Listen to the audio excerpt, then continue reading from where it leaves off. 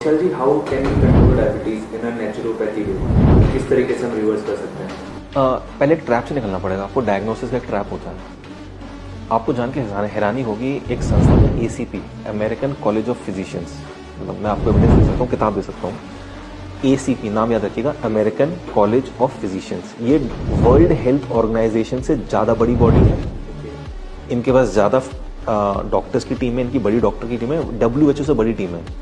इन्होंने 2018 में नई डायबिटीज़ गाइडलाइंस निकाली। वो किसी का 99% लोगों के पास पहुंची नहीं हो।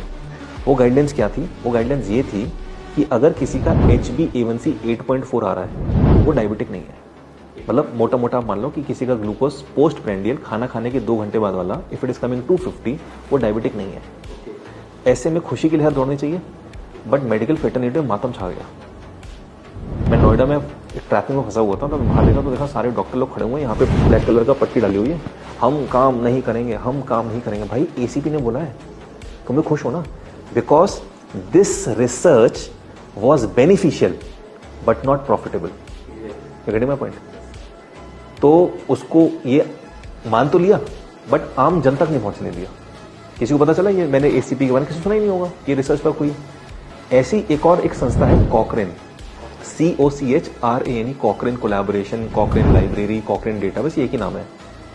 इनके लगभग 125 या 130 कंट्रीज में ऑफिस है। ठीक है, ये किसी भी ऐसे आदमी को हायर नहीं करते जिसका कभी भी किसी फार्मास्यूटिकल कंपनी से नाता हो या उसके कोई इंटरेस्ट हो किसी कंपनी में, वो कोई स्टेक होल्डर हो। तो ये बहुत ही ऐसे रिसर्चर्स, साइंटिस्ट, डॉक्टर्स रखते हैं जो एकदम इंडिविजुअल हो। इंडिया में इनके 2 ऑफिस हैं, एक दिल्ली में, कोलकाता में। 100% गवर्नमेंट फंडेड, यानी कॉकरेन इतनी बड़ी बॉडी है, सारी देश की सरकारें बोलती होंगी जैसे इंडिया के कॉकरेन को इंडियन गवर्नमेंट पैसा देती है। तुम रिसर्च करो। ये कॉकरेन पिछले 25 साल से बोल रही है कि diabetes 250 post prandial is not diabetes. जो HbA1c ने अब बोला है, ये 25 साल से बोल रहे हैं। ठीक है, यही कॉकरेन बोल रहा है कि 160/100 तक अगर आपका बीपी आ रहा है, right, in that case you are not a BP patient.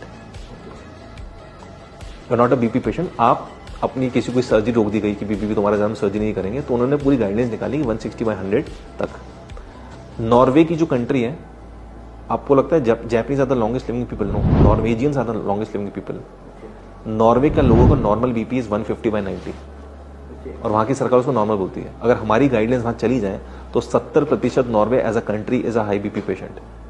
ठीक है, तो ये आपको समझना होगा कि पहले ट्रैप से निकलना होगा। अच्छा, आप किसको मानोगे? आप तो बोले 140 पोस्ट पेंडेड डायबिटीज है, वो बोले, मैं बोला 250 है, कॉकरेन बोल रहे हैं। अब WHO और यूनाइटेड नेशंस ने दोनों को इक्वली रिकॉग्नाइज किया। तो अगर आप केमिस्ट की दुकान खोल के बैठे हो तो आप 140 मान लो, अगर आप पेशेंट है तो 250 मान लो। तो पहले ट्रैप से निकलना पड़ेगा ना, आप किसको मार रहे हो? और मैं तो बोला, नंबर इज नॉट समथिंग कि that should be taken consideration कि 140 ही आना चाहिए या 250 आना चाहिए। How you are feeling. मतलब मेरे पास एक पेशेंट आया 450 ग्लूकोज, बाइक चला के आया, बोला सर मेरे इतना नहीं आता है, I am normal, there is no symptoms of diabetes. तो एक ही आपका जूते का पैर 9 हो सकता है, 10 हो सकता है, मेरा 8 है, किसी का 7 हो सकता है। यू कैन नॉट से ना कि नहीं 140 कर दो बस सबकी।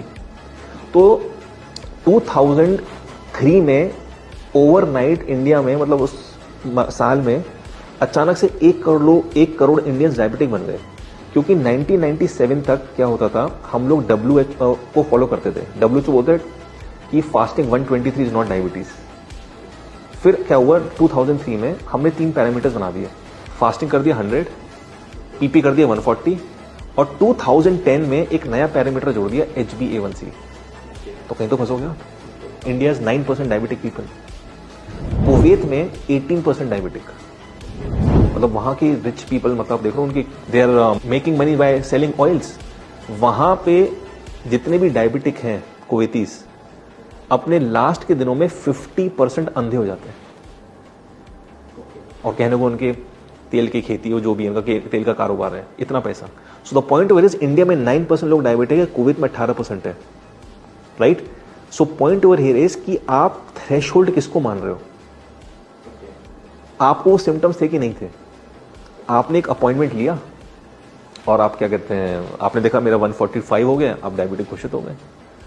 इससे जो बच गया इंसान, और जिसने नॉलेज प्राप्त कर लिया और कैसे उस ग्लूकोज को नॉर्मल लेके आना है, नो डिजीजेस, नो मेडिसिन.